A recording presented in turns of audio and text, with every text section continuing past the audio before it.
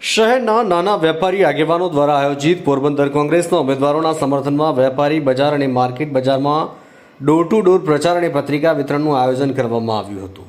આ કાર્યક્રમમાં શહેર કોંગ્રેસ પ્રમુખ વિપુલભાઈ, મહામંત્રી હરીશ મોતીવરસ, અગ્રણી નારાયણભાઈ ચાંચિયા, કિરીટભાઈ ભારતી, લાલજીભાઈ, શૈલેષભાઈ, મુરજીભાઈ, પૂર્વ કોર્પોરેટર બુદ્ધેચા, નટુભાઈ કારાવદરા, વજુભાઈ પુનાણી, મયુરભાઈ તેમજ નિરીક્ષક કાંતિભાઈ બાવરવા, ભાર્ગવ જોશીની ઉમેદવાર રાજુભાઈ ઓડેદરા સામેલ રહ્યા હતા।